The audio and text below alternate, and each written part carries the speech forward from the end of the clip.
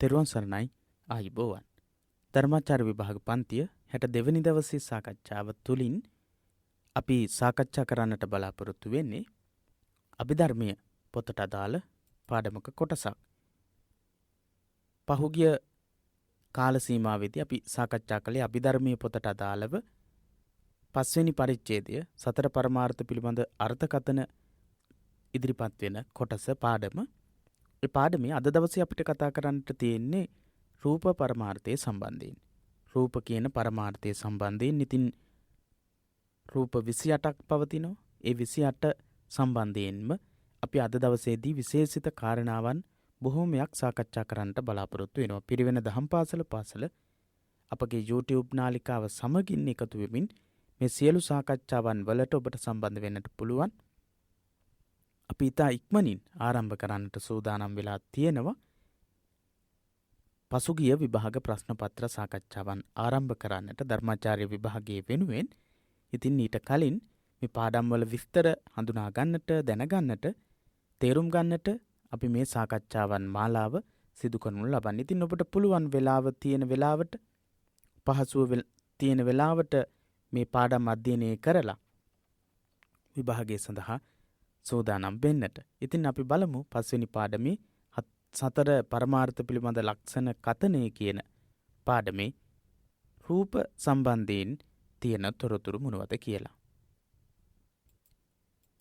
ඔබගේ පොතේ ඇති රූප කියලා කොටසක්, ඒ වගේම ඊට පස්සේ අනුමාතෘකාවක් තියෙනවා රූප පරමාර්ථ කියලා. ඉතින් මේ කොටස් වලට තමයි අපි අද දවසේදී අවධානය යොමු කරන්නේ. රූප සියලු භෞතික පදාර්ථ රූප වශයෙන් දැක්වේ. රූප කියලා කියන්නේ සියලුම භෞතික පදාර්ථ. රුප්පණය හෙවත් සිඳෙන බිඳෙන සුළු බව රූපයේ ලක්ෂණ වේ. රුප්පතීති රූපං. සිඳෙනවා, බිඳෙනවා, කැඩෙනවා, paludu වෙනවා කියන අදහසින් තමයි රූපවලට රූප කියලා කියන්නේ. ඉතින් සියලු භෞතික පදාර්ථ වලට තමයි මේ රූප කියලා කියන්නේ. රූපවල ස්වභාවය තමයි කැඩෙන, බිඳෙන, සිඳෙන, paludu වෙන, පුපුරන ස්වභාවය. පඨවි ආපෝ තේජෝ සහ වායෝ යන මහා භූත හතර හා වර්ණ ගන්ධ රස ඕජා යන උපාදාය රූප වශයෙන් හැඳින්වේ. පඨවි ආපෝ තේජෝ සහ වායෝ කියන මහා භූත රූප හතර. මහා භූත රූප හතරයි. මොනවද? පඨවි, ආපෝ, තේජෝ, වායෝ. මේ කියන හතර රූප. ඒ වගේම ඊට පස්සේ කියනවා වර්ණ ගන්ධ රස ඕජා යන උපාදාය රූප. වර්ණය, ගන්ධය, රසය, ඕජාව කියන මේවා උපාදාය රූප විදිහට තමයි සලකනු ලබන්නේ. රූප වශයෙන් හැඳින්වේ. මෙම 8 සුද්දට්ඨක නම් වේ. පඨවි ආපෝ තේජෝ වායෝ කියන සතර මහා භූතයි උපාදාය රූප හතරක් විදිහට දැක්වෙන වර්ණ ගන්ධ රස ඕජා කියන හතරයි. මේ 8 සුද්දට්ඨක කියලා කියනවා. සුද්දට්ඨක.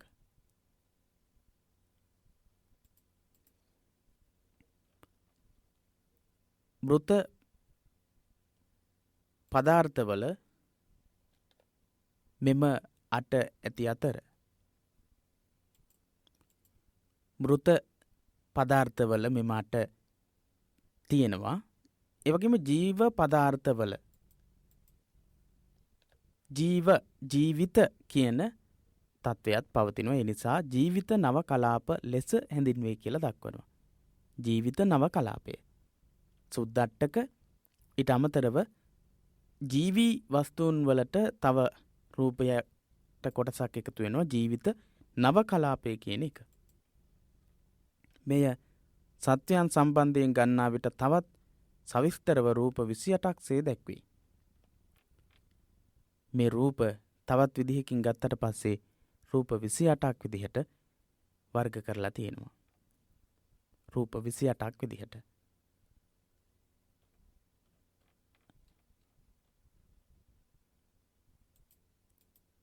හොඳින් බලන්න. මෙතනදී කියනවා පඨවි ආපෝ තේජෝ වායෝ යන මහා භූත හතර. මහා භූත රූප හතරයි. ඊට පස්සේ වර්ණ ගන්ධ රස ඕජා යන උපාදාය රූප. පඨවි ආපෝ තේජෝ වායෝ කියන මේ මහා භූත රූප හතර ඇසුරු කරගෙන පවතින විශේෂ රූප හතරක් තමයි මේ වර්ණ ගන්ධ රස ඕජා කියන හතර. එතකොට සාමාන්‍ය රූප හා සම්බන්ධ සුද්ධට්ඨක මූලිකම ලක්ෂණ 8. එහෙම නැත්නම් කොටස් 8 තමයි මේ 8. ඒ නිසා තමයි මේ 8ට සුද්ධට්ඨක කියලා කියන්නේ. එතකොට මේ 8 ඒ විදිහට හැඳින්වෙන උපාදාය රූප හතරක් වර්ණ ගන්ධ රස ඕජා කියලා දක්වනවා මෙතනදී. හැබැයි යටින් තවත් රූප 24ක් උපාදාය රූප විදිහට දැක්වෙනවා. පඨවි ආපෝ තේජෝ වායෝ කියන හතරත් හතර මහා භූත රූප. අනිත් 24ම උපාදාය රූප විදිහට තමයි දක්වලා තියෙන්නේ. ඉතින් සාමාන්‍ය රූප පිළිබඳව විග්‍රහ කරද්දී මේ කොටස් දෙක තියෙනවා. පඨවි ආපෝ තේජෝ වායෝ කියන මහා භූත රූප හතරයි වර්ණ ගන්ධ රස ඕජා කියන උපාදාය රූප 4යි 8යි. ඒ 8ට තමයි සුද්ධට්ඨක කියලා කියන්නේ. එතකොට මෙතන තව කාරණාවක් මතක් කරනවා. මෘත පදාර්ථවල මෙම 8 ඇති අතර ජීව පදාර්ථවල ජීවිතද පවත්නා හේයින් එය ජීවිත නවක කලාප ලෙස හැඳින්වේ. ජීවිත රූප. එහෙම නැත්නම් ජීවීන් හා සම්බන්ධ රූපවලදී ඒක වෙනස් වෙනවා. ජීවිත කියන කොටසකුත් එකතු වෙනවා.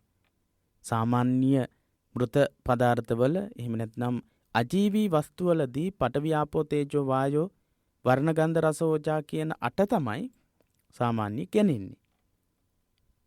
ජීවී රූපයක් සම්බන්ධයෙන් කතා කරද්දී ජීවිත කියන එකත් එකතු වෙනවා. ජීවිත රූපයත් එකතු වෙනවා. ජීවිත රූපේ එකතු වෙනවා.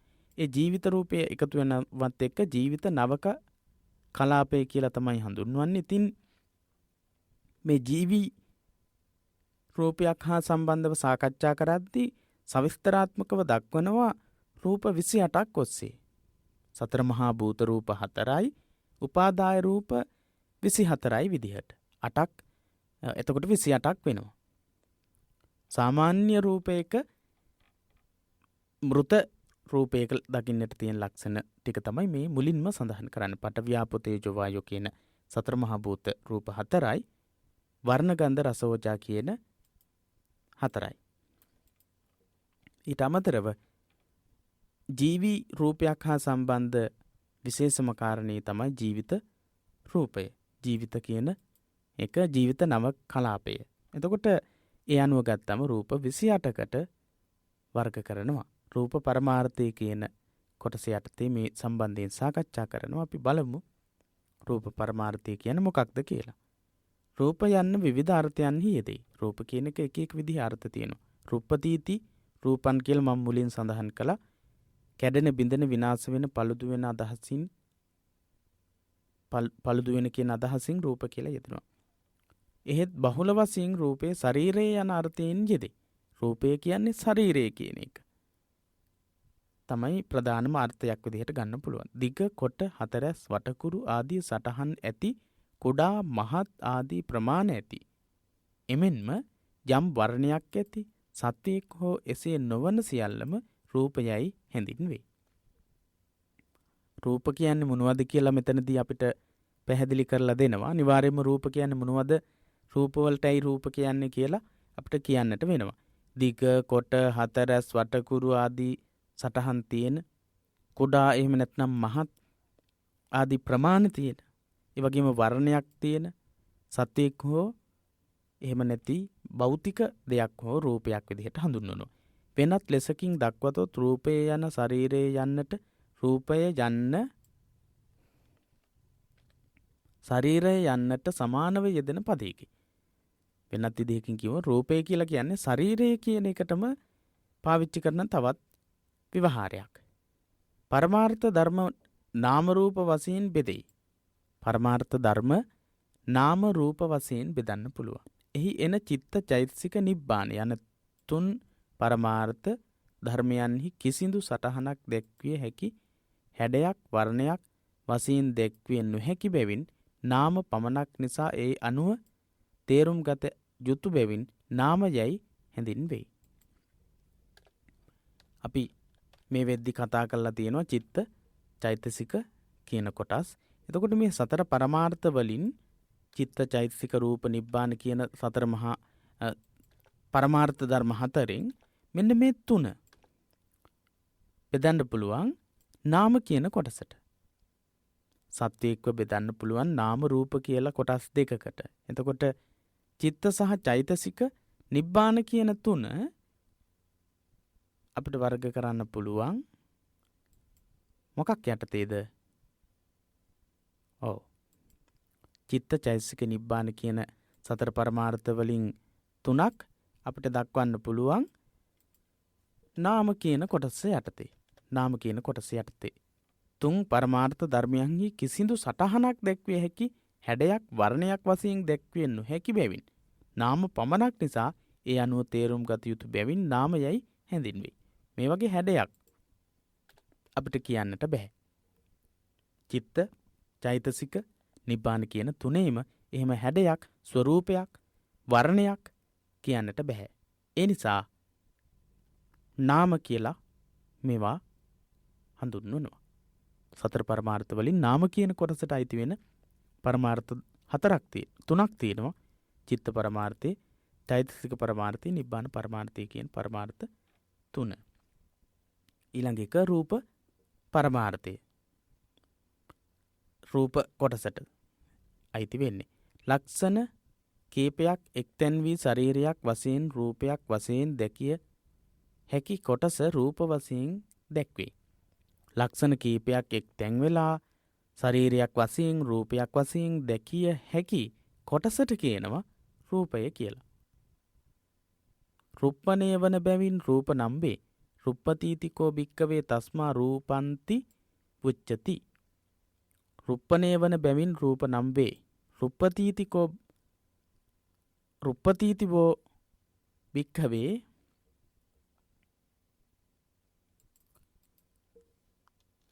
රුප්පතීති කෝ භික්ඛවේ තස්මා රූපන්ති උච්චති. යන විදිහට රූපය යන්න ධර්මයේ නිර්වචනය කරලා තියෙන්නේ සීත උෂ්ණ ආදියෙන් වෙනස් වීමට විනාශයට පත්වීම මෙහි රුප්පණය යන්නෙන් අර්ථවත් වෙයි. සීත උෂ්ණ ආදිය නිසා කැඩෙන බිඳෙන විනාශ වෙන ස්වභාවයට පත්වෙන නිසා රූපයට රූප කියලා කියනවා. රුප්පතීතිකෝ භික්කවේ තස්මා රූපන්ති උච්චති. රූප කියන්නේ මොනවද? ඇයි මේ රූපවලට රූප කියලා කියන්නේ කියලා ඒ කාරණාවලින් අපිට පැහැදිලි වුණා. ඊළඟට වෙන වෙන ලක්ෂණයන්ගෙන් සියලුම රූප එක සමාන නමුත් මහා භූත රූප උපාදාය රූප යනුවෙන් රූප දෙවර්ගයකට බෙදා දැක්වේ. වෙන වෙන ලක්ෂණයන්ගෙන් ගත්තොත් සියලුම රූප එක සමාන වුණාට මහා භූත රූප සහ උපාදාය රූප කියලා කොටස් දෙකක් බෙදෙනවා. රූපවල කොටස් දෙකක් බෙදෙනවා. රූපයක් උපදවන, හටගන්වන යන අර්ථයෙන් භූත රූප නම යන නම යෙදේ. සතර මහා භූත රූපවලට භූත කියලා කියන්නේ උපදවන කියන එක. භූත කියලා කියන්නේ හටගන්නවා කියන එක. එතකොට භූතාවා සම්භවේසීවා හටගත් සත්වයෝ කියන අදහස් එතන කරණීයමෙත සූත්‍රයේ සඳහන් වෙන්නේ. එහෙනම් උපදවන්නට ඉපදවීම සඳහා හේතු වෙන මූලික කාරණාවන් හතරක් නිසා මේවට භූත රූප කියලා කියනවා. මහා භූත රූප හතර කියලා. පඨවි, ආපෝ, තේජෝ, වායෝ. පඨවි, ආපෝ, තේජෝ, වායෝ කියන හතර. රූපයක් නිසා පවත්නා රූප උපාදාය රූප නම් වේ. රූපයක් නිසා පවතින රූපවලට තමයි උපාදාය රූප කියලා කියන්නේ. වර්ණ ගන්ධ රස ඕජා කියලා අපි උපාදාය රූප හතරක් මුලින් ඉගෙන ගත්තා. සුද්දට්ඨක යටතේ දැක්වෙන පසාද උපාදාය රූප. උපාදාය රූප. ඉතින් මහා භූත රූප සහ උපාදාය රූප කියන කොටස් දෙක තමයි රූපවල ප්‍රධාන කොටස් දෙක. පඨවි, ආපෝ, තේජෝ, වායෝ යනු භූත රූප සතරයි. පඨවි, ආපෝ, තේජෝ, වායෝ. සතර මහා භූත ධර්ම. භූත රූප. අධික තදගතියෙන් යුත් ගල්, ඇට, මස් ආදිය පඨවි ධාතුවයි. පඨවි ධාතුවට අයිති වෙනවා ගල්, ඇට, මස්. මේ විදිහට අධික තදගතියකින් යුක්ත වෙන දේවල් වලට තමයි පඨවි කියලා කියන්නේ. පඨවි ධාතුව කියලා. වැగిරෙන ස්වභාවයේ, ඇලෙන ස්වභාවයේ ඇති වතුර, ලේ, සෙම ආදී ආපෝ ධාතුවයි. එනම් ආපෝ ධාතුවට මොනවද අයිති වෙන්නේ? වැగిරෙන ස්වභාවයෙන්, ඇලෙන ස්වභාවයෙන් යුක්ත දේවල්. වතුර, ලේ, සෙම, සැරව, ඒ වගේ දේවල් හැම දෙයක්ම ආපෝ ධාතුව. ඊළඟට උණුසුම් ගුණයෙන් යුතු ගින්න තේජෝ ධාතුවයි. උණුසුම තමයි තේජෝ ධාතුව කියලා කියන්නේ. උණුසුම් ස්වභාවයෙන් යුක්ත. සැලෙන ගතියෙන් යුත් සුළඟ වායෝ ධාතුවයි. වායෝ ධාතුව සැලෙන, පිම්බෙන, ඉලිප්පෙන ස්වභාවයෙන් යුක්ත ධාතුව හඳුන්වන්නේ වායෝ ධාතුව කියලා. අභිධර්ම විග්‍රහයට අනුව මේ ධාතු වෙන්වෙන් වශයෙන් පවත්නා දේ නොව පස්, දිය, ගිනි, සුළං යන සියල්ලෙහිම ධාතු හතරම පවතී. පස් කියලා ගත්තොත්, දිය කියලා ගත්තොත්, ගින්න කියලා ගත්තොත්, හුළඟ කියලා ගත්තොත් පඨවි, ආපෝ, තේජෝ, වායෝ කියන මේ භූත ධර්ම, මේ කොටස් අන්තර්ගත වෙනවා. මේවා එක එකක වෙනස් විදිහට තමයි තියෙන්නේ කියලා අපිට කියන්නට බෑ. එහෙම වෙන්නේ නැහැ. පස් ගත්තොත් පඨවි, ආපෝ, තේජෝ, වායෝ කියන ලක්ෂණ සියල්ලක්ම තියෙනවා. දිය ගත්තොත් පඨවි, ආපෝ, තේජෝ, වායෝ කියන ලක්ෂණ ඔක්කොම තියෙනවා. ගින්න ගත්තොත් ඒත් එහෙමයි. සුළඟ ගත්තොත් ඒත් එහෙමයි. එහෙනම් යම්කිසි රූපයක් තුල ප්‍රධාන වශයෙන්ම යම්කිසි රූපයක් හට ගැනීමට, ඇතිවීමට හේතු වෙන මූලිකම රූප තමයි සතර මහා භූත රූප. ඊළඟට අපි බලමු පඨවි ධාතු ආදී සතර මහා භූත ධර්ම පිළිබඳව වෙනම සාකච්ඡා කරලා තියෙන කොටසේ තොරතුරු වලට අවධානය යොමු කරලා පඨවි ධාතු කර්කස බව පඨවි ධාතුවේ ලක්ෂණයේ හැටියට දැක්වේ. කක්ක ලත්ත ලක්කනා පඨවි ධාතු. කක්ක ලත්ත ලක්කනා පඨවි ධාතු කියලා තමයි පොතේ සඳහන් කරලා තියෙන්නේ. කර්කස බව පඨවි ධාතුවේ ලක්ෂණයේ විදිහට සඳහන් කරනවා. එසේ පඨවි ධාතුව කර්කස ලෙසද තද ගතියෙන් යුක්ත ලෙසද දැනෙන්නේ රූප කලාප ඝනව පිහිටීම නිසාය. රූප කලාප ඝනව පිහිටනවා. අන්න එතකොට තමයි මේ කර්කස ගතිය, තද ගතිය අපිට දැනෙන්නේ.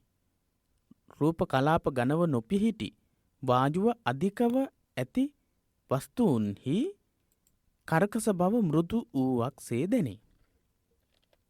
රූප කලාප ඝනව තියෙනකොට තමයි අපිට තද ගතියක්, කර්කස ගතියක් දැනෙන්නේ. එහෙම නැතිව රූප කලාප ඝනව නොපිහිටලා තියෙන වායුව මෘදු විදිහට අපිට දැනෙනවා. ඒ මොකක් නිසාද? රූප කලාප ඝනව පිහිටලා නැති නිසා. කළු ගලක් හා ලදරු සිරුරක් ආදී නිදසුන් කොට බැලීමෙන් ඒ තේරුම් ගත හැකිය. කළු ගලක් ගත්තොත් ඒකේ රූප කලාප ඝනව පිහිටලා තියෙන ප්‍රමාණය වැඩි. ලදරුවෙකුගේ හිසක් අතගාලා බැලුවොත් ඔබට තේරේවි මේ දෙකේ වෙනසක් තියෙනවා. ඒ වෙනස මොකක්ද? රූප කලාපවල ඝනත්වයේ අඩු වැඩි භාවය නිසා තමයි මේ කර්කස භාවයේ අඩු වැඩි වෙන්නේ.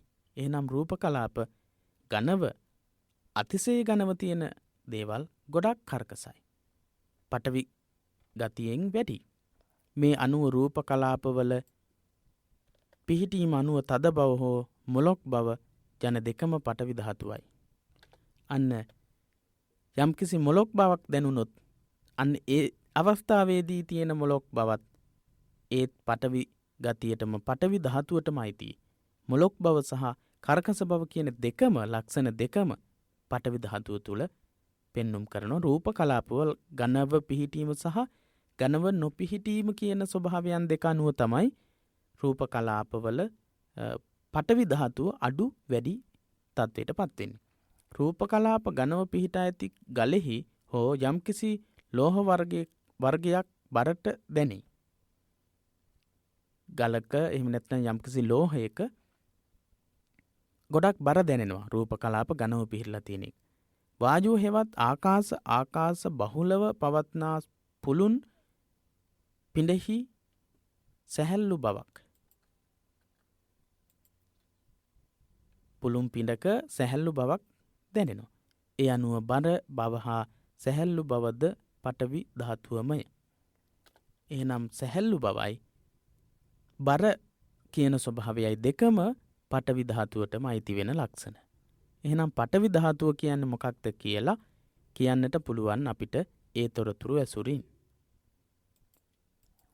එහෙනම් මම මතු කරලා දක්වන්නට යෙදුණු පඨවි ධාතුවේ මූලික ලක්ෂණ ටික පෙළගස්ව ගන්න. ඊට පස්සේ මතක තියාගන්න පඨවි ධාතුව කියන්නේ මොකක්ද කියලා. ඊළඟට අපි බලමු ආපෝ ධාතුව. කර්කස ස්වභාවයයි දැකපු පඨවි ධාතුවට විසිර යා නොදී ඒකරාශී කොට පිඬු කොට පවත්වා ගන්නා වූ ස්වභාවය තමයි ආපෝ ධාතුව කියලා කියන්නේ. ආපෝ ධාතුව කර්කස ස්වභාවය විදිහට අපි දැකපු සාකච්ඡා කරපු පඨවි ධාතුවට විසිර යා නොදී ඒකරාශී කොට පිඬු කොට පවත්වා ගැනීමේ හැකියාව තියෙන්නේ මේ ආපෝ ධාතුවට. වැగిරෙන බව, ඇලෙන බව, පැතිරෙන බව ඇති ආපෝ ධාතුවයි. ඕනෑම රූපයක ආපෝ ධාතුව ඇතුළත පිටත දෙකෙහිම පැතිර පවතී. මේ වැగిරෙන, ඇලෙන, පැතිරෙන ස්වභාවය ඕනෑම දෙයක තියෙන්නට පුළුවන්. පිටත සහ ඇතුළත මේ දෙකම තියෙන්නට පුළුවන්. එහෙනම් පඨවි ධාතුවට විසිර යා නොදී ඒකරාශී කොට පිඬු කොට පවත්වා ගන්නා වූ ස්වභාවය ආපෝ ධාතුව කියනවා. වැగిරෙන බව, ඇලෙන බව, පැතිරෙන ස්වභාවය ආපෝ ධාතුව විදිහට හඳුන්වන්නට පුළුවන්. තමහා ගැටි ඇති දේ තමා වෙත ඇද ගැනීම, තැනීම, උරා ගැනීම, තමාගෙන් ඉවත් වන්නට නොදී අල්ලා ගැනීම ආපෝ ධාතුවේ ස්වභාවයයි. තමහා ගැටි ඇති දේ තමා වෙත ඇද ගැනීම, ඒ වගේම තැනීම, උරා ගැනීම, මේ වගේ ලක්ෂණ. තැනීම උදාහරණයක් විදිහට ගත්තොත් යම්කිසි දෙයක් තැනීම සඳහා පාවිච්චි කරනවා මේ ආපෝ කියන ස්වභාවය. ඇලෙන ස්වභාවය, එකට එකතු වෙන ස්වභාවය. එහෙම එකට එකතු වෙන ඇලෙන ස්වභාවය නිසා තමයි යම්කිසි දෙයක් අපි හිතමු මැටි වලින් හදන නිර්මාණය කරන දෙයක් කියලා. ඒ දේ නිර්මාණය කරන්නට පුළුවන්කම තියෙන්නේ තැනීමේ ලක්ෂණය. තැනීමට සුදුසු බවක් තියෙනවා. අන්න ඒ නිසා. ඒ වගේම ඇද ගැනීම, තමා වෙත ඇද ගැනීමේ ලක්ෂණයක් ආපෝ ධාතුවට තියෙනවා. උරා ගැනීමේ ස්වභාවයක් තියෙනවා. තමාගෙන් ඉවත් වන්නට නොදී අල්ලා ගැනීමේ ස්වභාවයක් ආපෝ ධාතුවට තියෙනවා. ඔබට පැහැදිලි වෙනවා ඇති මේ විදිහට ආපෝ ධාතුව කියලා දෙයක්, ආපෝ ධාතුවක් මේ ලෝකේ වස්තුන් වලට තියෙනවා. ලෝකයේ ඇති වස්තුන් දූලි මෙන් බැඳී ඝන වී පවතින්නේ ආපෝ ධාතුවේ බලයෙනි. ලෝකයේ තියෙන වස්තුන් දූලි විලි වගේ බැඳිලා ඝන වෙලා පවතින්නේ ආපෝ ධාතුව නිසා. පඨවි ධාතුව අධිකව, ආපෝ ධාතුව අඩුවෙන් පවතින වස්තු ඝනව කැටිව පවතී. පඨවි ධාතුව අධිකව තියෙන, ආපෝ ධාතුව අඩුවෙන් පවතින වස්තු ඝනව කැටි වෙලා එකතු වෙලා පවතිනවා. සත්ව ශරීරවල තියෙන ඇට, නහර, මස් ආදියේ පස්, ගල්, යකඩ, දැව ආදීෙහි ආපෝ ධාතුව මදය. ඒ වගේ තියෙන පඨවි ධාතුව වැඩි. ශරීරවල තියෙන ඇටකටු, නහර, මස් මේ වගේ. ඒ වගේම පස්, ගල්, යකඩ, දැව, ලී මේ වගේ තියෙන්නේ ආපෝ ධාතුව අඩුවෙන් තියෙන්නේ. පඨවි ගතිය, පඨවි ධාතුව වැඩි. තෙල්, වතුර ආදී දියාරු වැగిරෙන ගතියෙන් යුක්ත වන්නේ පඨවි ධාතුව අඩුවෙන්ද ආපෝ ධාතුව බහුලවද ඇති බැවිනි. සාමාන්‍ය තෙල්, වතුර මේවා, තෙල්, වතුර ආදී වැగిරෙන ස්වභාවයෙන් වැඩි.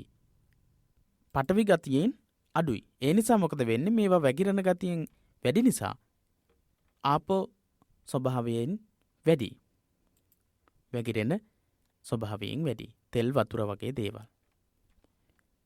ඇට නහර මස් ආදී ඒ වගේම පස් ගල් යකඩ ලී දැව මේවා වැඩිපුරම පටවි ගතියෙන් යුක්තයි. හොඳයි. ආපෝ ධාතුව කියන්නේ මොකක්ද කියලා ඔබට තේරෙන්නට ඇති. ඊළඟට තේජෝ ධාතුව. උණුසුම් බව හා සිසිල් බව තේජෝ ධාතුවයි. තේජෝ ධාතුව කියලා කියන්නේ උණුසුම් බව සහ සිසිල් බව කියන දෙකම. පඨවි ආපෝ වායෝ යන අනිකුත් ධාතුන් පාලනය කරන බලවත් ස්වභාවය මෙහි ඇත. තේජෝ ධාතුවට තියෙනවා පඨවි ආපෝ වායෝ කියන මේ හැම එකක්ම පාලනය කිරීමේ ස්වභාවයක්. පාලනය කිරීමේ ශක්තියක් තියෙනවා උණුසුම. එහෙම නැත්නම් තේජෝ ධාතුවට. මෙමගින් පඨවි ධාතුවේහි තද බව අඩු කරයි. පඨවි ධාතුවේ තියෙන තද බව අඩු කරන්න පුළුවන් තේජෝ ධාතුවට. ආපෝ ධාතුවේහි වැగిරෙන ස්වභාවයද අඩු වැඩි කරයි. වැగిරෙන ස්වභාවය අඩු වැඩි කරන්නට පුළුවන් උණුසුම් ගතිය නිසා. වැగిරෙන ගතිය අඩු කරනවා. ඉක්මනින් වතුර වැඩි වෙලා නම් මේ වැగిරෙන ගතිය වැඩි වුණාට පස්සේ සිද්ධ වෙන්නේ ඒක අඩු කරනවා උණුසුම ලබා දීමත් එක්ක. එහෙනම් පඨවි ආපෝ වායෝ කියන මේ ලක්ෂණ අඩු වැඩි කරන්නට හේතු වෙනවා උණුසුම් ස්වභාවය තේජෝ ධාතුව. නිදසුනක් වශයෙන් ගතහොත් මැටියෙන් තැනූ බඳුනක් පිලිස්සීමෙන් තද බව වැඩි කරයි. මැටි වලින් හදලා තියෙන වාචනයක් පිච්චුවට පස්සේ ඒක තද ගතියෙන් වැඩි වෙනවා. එහිදී පඨවි ධාතුවේ තද බව වැඩි කිරීමකි. ඉටි වර්ග මොලොක් වන්නේ තේජෝ ධාතුවෙන් පඨවි ධාතුවේහි තද ගතිය අඩු කිරීමෙනි. ඉටි කෑල්ලක් උණු වෙනකොට ඒකේ තද ගතිය අඩු වෙලා යනවා. දිය වෙලා යනවා. එහෙනම් එතනදී මොකද වෙන්නේ? තේජෝ ධාතුව නිසා උණුසුම නිසා පඨවි ගතිය අඩු කරලා ඉටි කෑල්ල උණු වෙලා යනවා. පැණි හුණු කළ විට කැටිවන්නේ තේජෝ ධාතුවෙන් ආපෝ ධාතු බලය හීන කිරීමෙනි. පැණි උණු කරනකොට තේජෝ ධාතුවෙන් ආපෝ ධාතු බලය හීන කරනවා. ආපෝ ධාතුවේ වැగిරෙන ස්වභාවයේ බලය අඩු කරනවා. එතකොට තමයි පැණි බවට පත් වෙලා අර තිබුණු වැగిරෙන ස්වභාවය අඩු කරලා තියෙනවා. ඒ වැగిරෙන ස්වභාවය අඩු කරාට පස්සේ අඩු කරන්න හේතු උනේ තේජෝ ධාතුව. පැණි උණු කරනකොට ඉටි දියවන්නේ ආපෝ ධාතු බලය වැඩි වීමෙන්. ඉටි දිය වෙන්නේ ආපෝ ධාතුවේ බලය වැඩි වීමෙන්. ඉටි දියවන්නේ ආපෝ ධාතු බලය වැඩි වීමෙන්.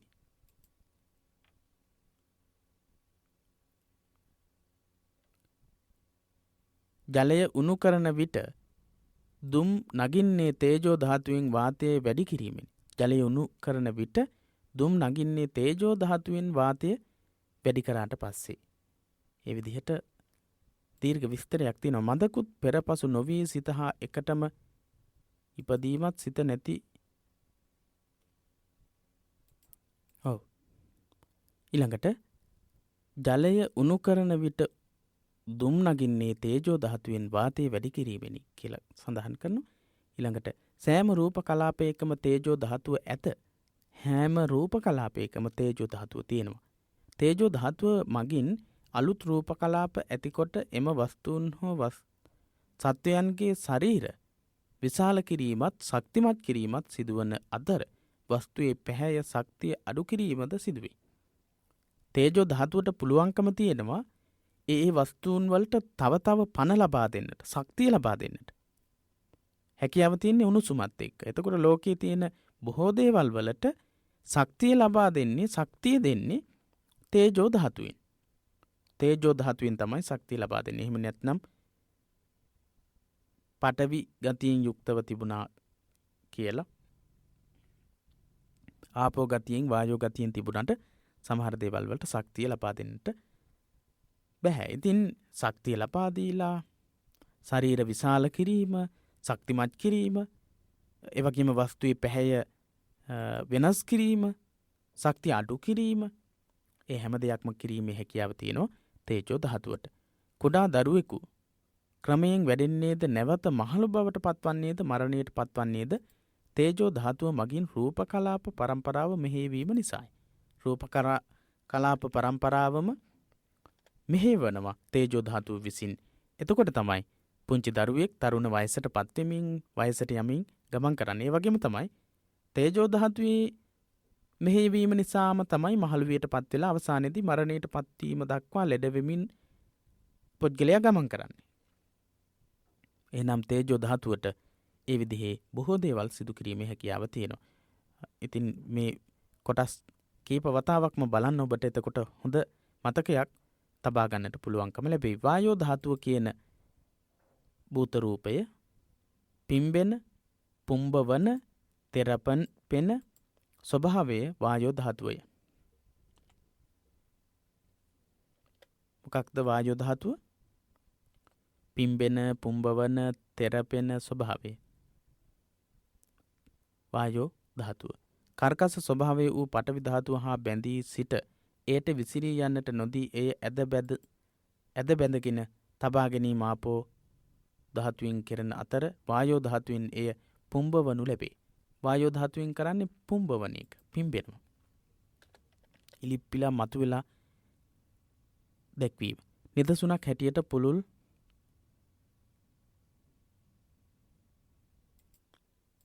පුළුන් ගොඩක් ගත්තොත් පිම්බිලා තිබීම වායෝ ධාතුව නිසා සිද්ධ වෙන කාරණාවක්. පුළුන් ගොඩක් පිම්බිලා තියෙන්නේ.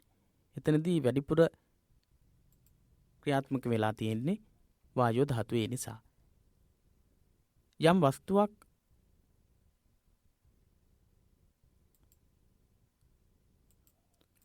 ආකර්ෂණ වේගය ඇති දිශාවට ඇදෙන්නේ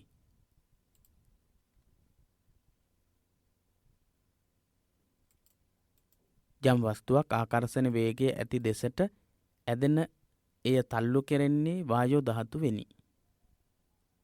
යම් වස්තුවක් ආකර්ෂණ වේගය ඇති දෙසට ඇදෙන එය තල්ලු කෙරෙන්නේ ඇදෙන්නේ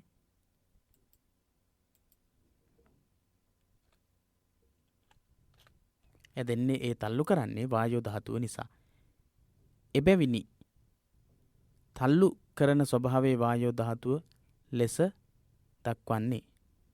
එබැවින් තමයි ඒ නිසා තමයි තල්ලු කරන ස්වභාවයේ වායෝ ධාතුව විදිහට සැලකෙන්නේ. යම් වස්තුවක සෙලවීමක් වෙතොත් වනුයේ වායෝ ධාතුව නිසා. යම් කිසි වස්තුවක සෙලවීමක් සිද්ධ වෙනවා නම් ඒ සෙලවීම සිද්ධ වෙන්නේ වායෝ ධාතුව නිසා. ඇතැම් දෙයක වායෝ ධාතුව අධිකය, එය සැහැල්ලුය, එම නිසා සෙලවෙන සුළුය. සමහර වස්තුන් වල වායෝ ගතිය වැඩි, එතකොට සෙලවන ගතිය ඒ වගේම සැහැල්ලු ගතිය වැඩි. පොදුවේ ගත්තට පස්සේ මේ ධාතු හතරෙන් එකකටවත් අනෙක් ධාතු තුනෙන් වෙන් වෙලා පැවතිය නොහැකි. පඨවි ආපෝ තේජෝ වායෝ කියන භූත රූප හතරම හැම දෙයකම පවතිනවා. හැබැයි සමහර අවස්ථාවක ඒක අඩු වෙන්නට පුළුවන්, සමහර රූපයකදී ඒක වැඩි වෙන්නට පුළුවන්, අඩු වෙන්නට පුළුවන්. පඨවි ගතිය වැඩි දේවල් තියෙන්නට පුළුවන්, වායෝ ගතිය වැඩි දේවල් තියෙන්නට පුළුවන්, තේජෝ ගතිය වැඩි දේවල් තියෙන්නට පුළුවන්. කොහොම හරි සියලුම රූපවල පඨවි ආපෝ තේජෝ වායෝ කියන මේ ලක්ෂණ හතරම අන්තර්ගත වෙනවා. මේ අනුව යම් තැනක එක් ධාතුවක් වේ නම් ඉතිරි ධාතු තුනද පවතී. යම් තැනක පඨවි ධාතු ආදී ධාතුවක් තියෙනවා නම් එතන තේජෝ වායෝ කියන මේ අනිත් ධාතුත් අනිවාර්යෙන්ම පවතිනවා. ඒවායින් අනිකුත් තුන නිස්සරේ වේ. දෙකකට ඉතිරි දෙක නිස්සරේ වේ. ඒවායින් අනිත් තුන නිස්සරේ වේ. දෙකකට ඉතිරි දෙක නිස්සරේ වේ කියලා කියනවා. ඉතින් මෙම ධාතු ද්‍රව්‍ය නොවන අතර ශක්තියින් ලෙසද බලවේගයක් ලෙසද හැඳින්විය හැකිය. ශක්තියක් ලෙස සහ බලවේගයක් විදිහටත් හඳුන්වන්නට පුළුවන්කම තියෙනවා. භූත රූප ද්‍රව්‍යයන් නොවන අතර ඒ සතර අන්‍යෝන්‍ය ග්‍රාහකව පවතී. එහි ප්‍රතිඵලය වශයෙන් ද්‍රව්‍යෙහි කුඩාම සංඝටක පහළ වේ. භූත රූප ද්‍රව්‍යයන් නෙවෙයි, සතර අන්‍යෝන්‍ය ග්‍රාහකව පවතී. අනිත් දේවල් වල ග්‍රහණය කරගන්නවා. අනිත් දේවල් වල එකතු වීම අපේක්ෂා කරනවා. එකතු වීම අනිවාර්යයෙන්ම සිද්ධ වෙනවා. එහි ප්‍රතිඵලයේ වශයෙන් ද්‍රව්‍යෙහි කුඩාම සංඝටක පහළ වේ. ඒකේ ප්‍රතිඵලයක් විදිහට කුඩාම ඒකක රූපයන් තුල නිර්මාණය වෙනවා. පරමාණුව ඊටාම කුඩා දෙයකි. එය සෑදී තිබෙන්නේ රූප කලාප ගණනාවක් එක්වීමෙනි. රූප කලාපයන්ගේ සියුම් බව කුඩා බව වඩාත්ම තේරුම් ගත හැකි වේ. පරමාණු කියලා කියන්නේ ඊටාම කුඩා දෙයක්. ඒක සෑදිලා තියෙන රූප කලාප ගණනාවක් එකතු වෙලා. එතකොට රූප කලාපයන්ගේ සියුම් බව කුඩා බව වඩාත්ම තේරුම් ගන්නට පුළුවන් පරමාණුවක් තුලත් රූප කලාප සමූහයක් එකතු වෙලා තියෙනවා කියන එක තුලින් අපිට තේරෙනවා. එතකොට රූප කලාපයක් කොයිතරම් සියුම්ද කියලා. පරමාණුව ඊටාම කුඩා ඒකකයක්. ඒකෙත් රූප කලාප ගණනාවක් එකතු වෙලා තමයි පරමාණුවක් හැදිලා තියෙන්නේ. ඒ තුලත් රූප කලාප සියුම් විදිහට රාශියක්ම පවතිනවා. ඒ විදිහට අපිට රූප සම්බන්ධයෙන් විවිධාකාරයේ සාකච්ඡාවන් පවත්වන්නට පුළුවන්. ඉතින් ඔබ සාමාන්‍ය ආකාරයෙන් මේ සම්බන්ධයෙන් දැනුමක් ඇති කරගන්න. එතකොට පුළුවන්කම තියෙනවා ධර්මාචාර්ය විභාගයේදී ඔබට ඒ සඳහා අවශ්‍ය දැනුම ඇති කරගෙන පිළිතුරු ලබා දෙන්නට විභාගයේ අවස්ථාවේදී. ඊළඟට උපාදාය රූප. උපාදාය රූප කලින් සඳහන් කළ මහා භූත රූප 4 මහා භූත රූප 4 ඇසුරු කොටගෙන පවතින බැවින් උපාදාය රූප යනුවෙන් හැඳින්වෙන අප්‍රධාන රූප 24ක් ගැන සඳහන් වෙනවා. පඨවි ආපෝ තේජෝ වායෝ කියන මේ මහා භූත රූප 4 ඇසුරු කරගෙන පවතින අප්‍රධාන රූප 24ක් තියෙනවා. මෙන්න මේ 24 තමයි උපාදාය රූප කියලා කියන්නේ. මම ඉක්මනින් කියන්නම්. පොතේ මේ කොටස් සඳහන් වෙනවා චක්කු සෝත ගහන જીවහා කාය කියන ප්‍රසාද රූප 5. ඉතින් විභාගයේදී අහනවා ප්‍රසාද රූප 5 ලියන්න කියලා. එහෙම නැත්නම් විෂය රූප 4 ලියන්නට කියලා. එහෙම නැත්නම් ප්‍රසාද රූප කීයද කියලා අහනවා. එහෙනම් මේවා අපිට මතක තියාගන්නට වෙනවා. චක්කු සෝත ගහන જીවහා කාය කියන්නේ ප්‍රසාද රූප 5යි. චක්කු සෝත ගහන જીවහා කාය. ඊළඟට විෂය රූප 4යි. රූප ශබ්ද ගන්ධ රස ස්පර්ශ කියන එක ඇතුළත් වෙන්නේ නැහැ. රූප ශබ්ද ගන්ධ රස කියන 4 තමයි විෂය රූප. ඊළඟට ඉත්තීන්ද්‍රිය පුරුෂීන්ද්‍රිය. ඉත්ති භාව පුරුෂ භාව කියලාත් කියනවා. ඉත්තීන්ද්‍රිය පුරුෂීන්ද්‍රිය භාව රූප 2. ස්ත්‍රී භාවය පුරුෂ භාවය. ඊළඟට හෘදය වස්තුව එක රූපයක්. එක උපාදාය රූපයක්. ජීවිතීන්ද්‍රිය. ඊළඟට ආහාර රූපය. ආකාශ ධාතුව. කාය විඤ්ඤාති වචී විඤ්ඤාති. විඤ්ඤාති රූප 2යි. කාය විඤ්ඤාති වචී විඤ්ඤාති. ඊළඟට ලහුතා මුදුතා කම්මඤ්ඤතා විකාර රූප 3.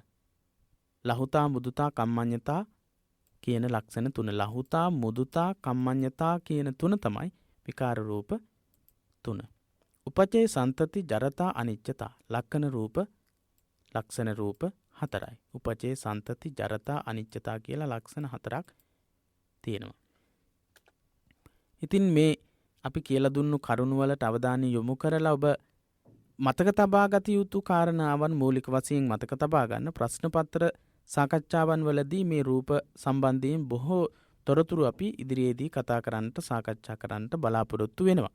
ඒ නිසා මූලිකව මතක තබා ගත යුතු කරුණු කෙරෙහි අවධානය යොමු කරමින් තමයි අපි මේ සාකච්ඡාවන් සිද්ධ කරන්නේ. ඊළඟට අපිට කතා කරන්නට තියෙන සතර පරමාර්ථ වලින් වැදගත් වෙන පරමාර්ථයක් තමයි නිර්වාණ කියන පරමාර්ථය. නිර්වාණ කියන පරමාර්ථය සම්බන්ධයෙන් වෙනමම පරිච්ඡේදයක සාකච්ඡා කරලා තියෙන නිසා මේ පාඩමේදී ඒ පිළිබඳව වැඩිදුර විස්තර සඳහන් වෙන්නේ නැහැ. වැඩිපුර විස්තර සඳහන් වෙන්නේ නැහැ. නිර්වාණය පරමාර්ථ ධර්ම අතරට ගැනෙන නිර්වාණය අනෙක් පරමාර්ථයනට වඩා වෙනස් පරමාර්ථයක් නිර්වාණ පරමාර්ථය. එය ලෝකෝත්තර සිතට පමණක් අරමුණු වන පරමාර්ථයක් නිර්වාණ පරමාර්ථය. රාගාදී කෙලෙස් වලින් ජාති ජරා ව්‍යාධි මරණාදී දුක් වලින් තොර වූ සාන්ත සුඛ ස්වභාවයක් වන නිවන බුදුදහමේ දැක්වෙන පරම නිෂ්ඨාව වෙනවා. බුදුදහමේ පරම නිෂ්ඨාව ලෙස දැක්වෙන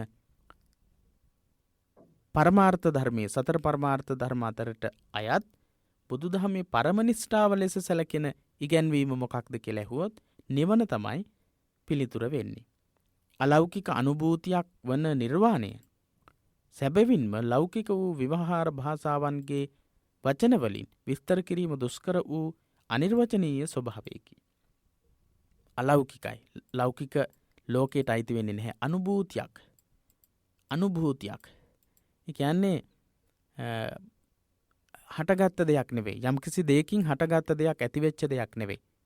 ඒ නිසා මේ අනුභූතියක් වෙච්ච අලෞකික වෙච්ච නිවන ගැන භාෂාත්මක යෙදීම් වලින් විස්තර කිරීම ඉතා දුෂ්කර කටයුත්තක්. ඒ නිසා තමයි නිවන අනිර්වචනීය ඉගැන්වීමක් විදිහට දැක්වෙන්නේ. ප්‍රඥාව වැඩිවීමෙන් සතර මාර්ග ඥානයන්ගෙන්ම පසක් කළ යුතු සුඛ ස්වභාවයක් විදිහට දක්වන්න පුළුවන් නිවන කියන එක. සෝවාන් සකෘදාගාමි අනාගාමි අරිහත් කියන මාර්ගඵල පිළිවෙලට පත් වුණාට පස්සේ ලබා ගන්න තත්වයක් තමයි නිර්වාණය කියලා කියන්නේ. ඉතින් වැඩි විස්තර කතා කරනවා සාකච්ඡා කරනවා 8 වෙනි පරිච්ඡේදයේදී නිර්වාණය සම්බන්ධයෙන්.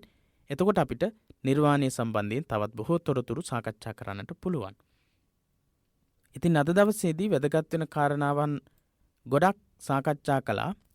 62 වෙනි දවස විදිහට ධර්මාචාර්ය විභාග පන්තිය තුලින් අභිධර්මයේ විෂයට අදාළව රූප පරමාර්ථය සහ නිර්වාණ පරමාර්ථය කියන කොටස් දෙකින් රූප පරමාර්ථයේ කොටස් ටික තමයි සාකච්ඡා කළේ. විශේෂයෙන්ම අපි සඳහන් කරපු මහා භූත රූප 4 පිළිබඳ විස්තර. පඨවි කියන්නේ මොකක්ද?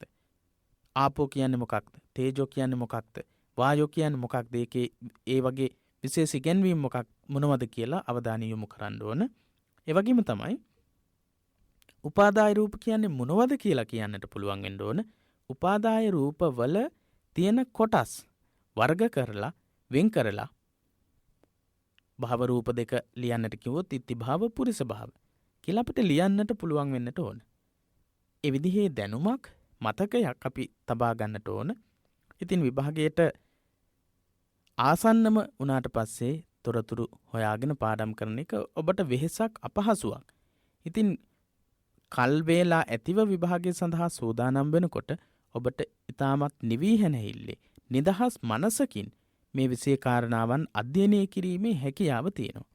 ඒ නිසා ඔබට මතක් කරනවා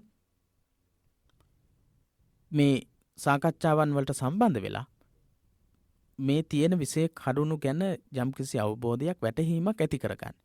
ඊට පස්සේ අපිට පුළුවන්කම තියෙනවා මේ තොරතුරු ඇසුරු කරගෙන ප්‍රශ්න පත්‍ර සඳහා පිළිතුරු සාකච්ඡා කරන්නට.